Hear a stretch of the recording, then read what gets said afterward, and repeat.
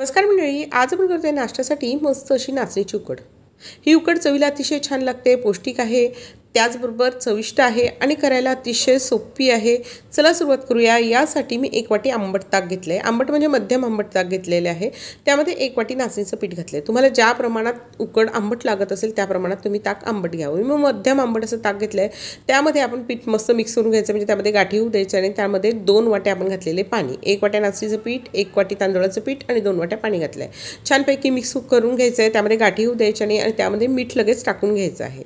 आता एका पॅनमध्ये मी तेल गरम केले, अगदी पाव चमचा तेल गरम करायचं। त्यामध्ये जिरं घालायचं, जिरं छान तडतडलं की आपण ओवा घालायचा आणि 1 ते 2 लसूण पाकळ्या फक्त ठेचून घालायच्या आणि त्यानंतर आपण घालून घेतले चमचाभर तीळ आणि त्यानंतर आपण केलेलं मिश्रण घालायचं। आता हे मिश्रण घातल्यावर मात्र सतत ढवळत राहायचं, नाही तर त्यामध्ये काय होतात, लगेच गाठी व्हायला सुरुवात होतात।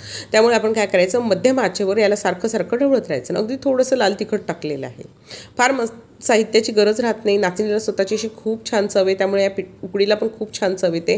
ताकाचा छान आंबटपणा येतो आणि आपल्या शरीराला भरपूर लोह, कॅल्शियम, मिनरल्स मिळतात त्याच्यामध्ये।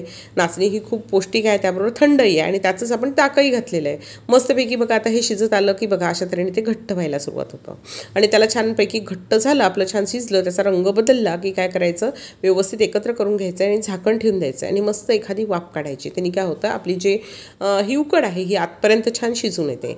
मी आणखी अर्धी वाटी पाणी घातलं होतं। तुम्हाला उकड ज्या प्रमाणात पातळ किंवा घट्ट लागेल त्याच प्रमाणात पाणी घालायचं आहे। तर मी जवळजवळ 1 वाटी नाचणीला 1 वाटी ताक, 2-2.5 वाट्या पाणी घातलेलं आहे आणि छानपैकी मिक्स करायचं। एक छान वाफ येऊ द्यायची आहे की तुमची मस्त अशी नाचणीची उकड तयार होते। ही उकड चवीला खूप छान लागते। वरतून तीळ घालायचे असेल ती चटणी, मी यामध्ये कारळाची चटणी घातली, वरतून थोडंसं लाल तिखट घातलं आणि कच्चं तेलही घातलेलं आहे।